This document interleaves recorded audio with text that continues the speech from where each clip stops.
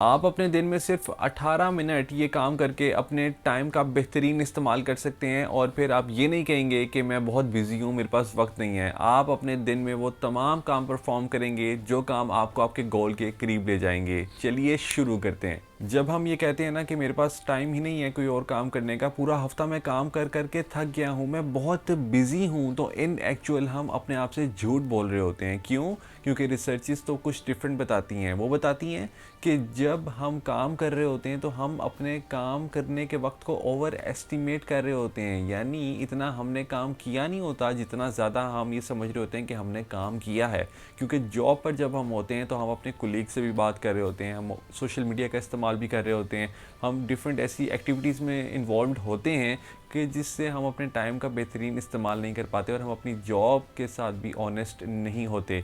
और जब हम इंजॉय कर रहे होते हैं तो उस वक्त को हम ओवर एस्टिमेट कर रहे होते हैं। सो इन एक्चुअल हमने अपने टाइम को मैनेज नहीं किया होता और हम सिर्फ ये ब्लेम कर रहे होते हैं कि हमारे पास वक्त नहीं है। दरअसल हमें टाइम मैनेजमेंट को सीखना है और एक ऐसी ज़बरदस्त टेक्निक बताऊंगा आज आपको टाइम मैनेजमेंट की, जो कि आज तक जितनी भी मैंने टाइम मैनेजमेंट की स्किल सीखी हैं सबसे बेहतरीन स्किल है ये। इस टाइम मैनेजमेंट की स्किल का नाम है 18 मिनट्स टाइम मैनेजमेंट स्किल। आपने ये बहुत सुना होगा कि हमें अपने दिन का आगाज़ एक लिस्ट बनाने से कर लेना चाहिए, यानी एक टू डू लिस्ट से, यानी वो तमाम काम हमें लिख लेने चाहिए जो काम हमें उस दिन परफॉर्म करने हैं। मगर आपने शायद ये ना सुना हो कि हमें उन तमाम कामों को भी लिख लेना चाहिए जो काम हमें उस दिन परफॉर्म नहीं करने। इसको कहते हैं नॉट टू डू लिस्ट।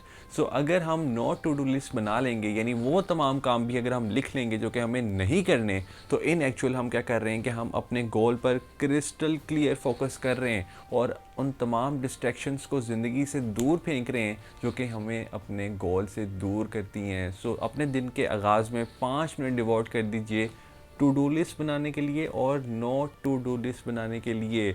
और फिर आपने क्या करना है कि जब आपने अपना काम स्टार्ट करना है, यूजली जो हम 8 आवर्स का वर्क परफॉर्म करते हैं, यानी 9 to 5 अगर आप जॉब कर रहे हैं और अगर आप 8 आवर्स कोई बिज़नेस कर रहे हैं, तो उसमें आपने हर एक आवर के बाद, हर एक घंटे के बाद आपने ब्रेक लेना है, आपने पॉज लेना है और आपने 1 मिनट के लिए अपने पिछले आवर को रिव्यू करना है कि कौन कौन सी ऐसी चीज़ें आपने की हैं जो कि आपको नहीं करनी चाहिए थी और कौन सी ऐसी चीज़ें आपने नहीं की जो कि आपको करनी चाहिए।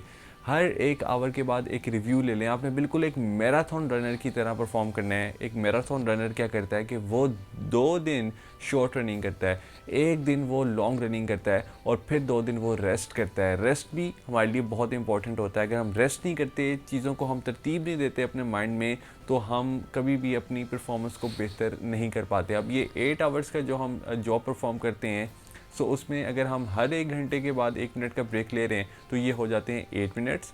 दिन के स्टार्ट में 5 मिनट्स, तो ये हो गए अभी कितने, ये हो गए 13 मिनट्स। अब दिन के एंड में आपने अपने आप से 2 सवालात करने हैं 5 मिनट के लिए।